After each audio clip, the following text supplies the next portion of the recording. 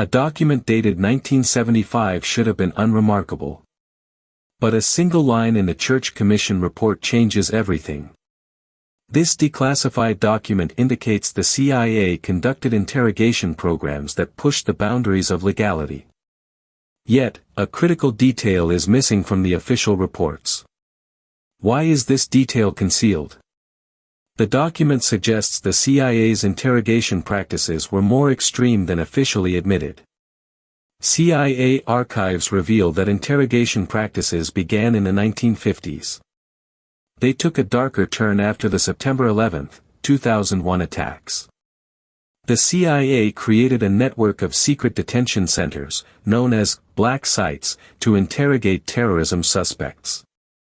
Reports from the European Parliament and UN studies indicate these centers employed interrogation methods that violated international norms. Available archives suggest the United States worked with foreign governments to establish these sites. But who knew the full extent of this collaboration? The documents offer no answer to this question. CIA files and congressional reports show that detention and transfer operations continued. They simply shifted to other entities or structures of extraordinary rendition. The detention and interrogation network was systematized through local entities and bilateral agreements. The documents show the United States worked with nations like Poland and Romania to establish detention centers. These sites used interrogation methods that violated international norms. The available archives suggest detention and transfer operations did not cease. They were merely relocated to other entities or structures of extraordinary rendition. CIA documents and congressional reports show the United States continued to use controversial interrogation methods. This occurred even after the official closure of the black sites in 2006. The archives indicate the United States maintained a secret network of detention and interrogation even after the end of the War on Terror. But to whom did this silence serve? The documents offer no answer to this question. Detention and transfer operations did not cease. They were simply displaced into other entities or structures of extraordinary rendition. Until now, one might believe the black sites were an isolated operation. But a line in the 2010 UN report introduces a problem. The archives indicate the secret detention system was not an isolated event. It was a coordinated component of an American geopolitical policy post-9/11. This policy involved global state responsibility. CIA documents and congressional reports show the United States maintained a secret network of detention and interrogation even after the end of the War on Terror. But then, to whom did this silence serve? CIA files and congressional reports show that detention and transfer operations did not cease. They were simply displaced into other entities or structures of extraordinary rendition. But what did this mean for the future? What if the evidence we see is not an anomaly, but a pattern? The available archives suggest these programs were not isolated incidents. They were part of a far broader, interconnected network. If these documents are complete, it implies that the agencies involved possessed a deeper understanding of these phenomena than was ever publicly admitted. The critical unknown remains how this knowledge was acquired and deployed. The files point toward cooperation between disparate agencies. Yet, the precise details of this cooperation remain obscured. A single entry in a classified document points to a secret meeting between officials from the CIA and NASA. The content of that meeting remains entirely unrevealed.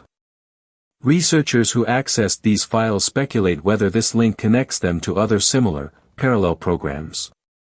The records reveal contradictions among the testimony of the officials. This casts doubt on the veracity of their official statements. The archives indicate X, but document Y shows Z. The full implication of this discrepancy has never been explained.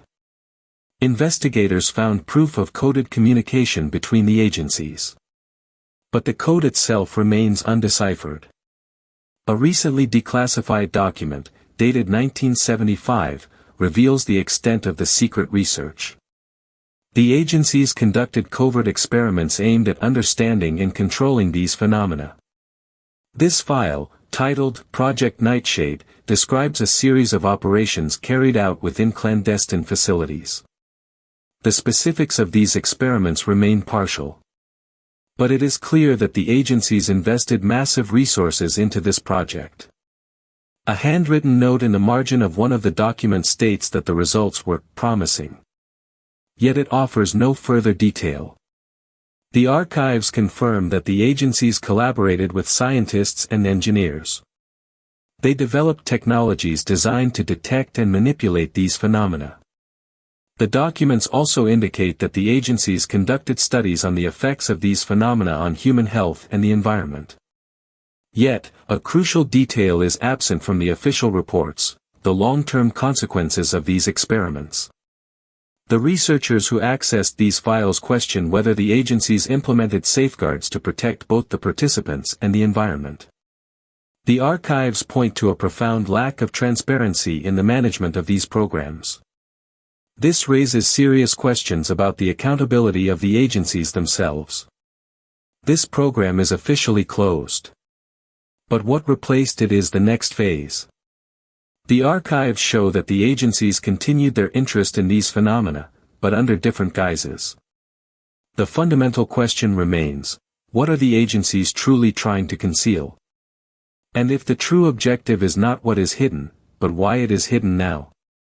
The available evidence suggests the agencies possessed a deeper understanding of these realities than the public was allowed to know. The investigators found proof of communication between the agencies. But the content of those communications remains locked away. The search continues, but the answers remain permanently out of reach.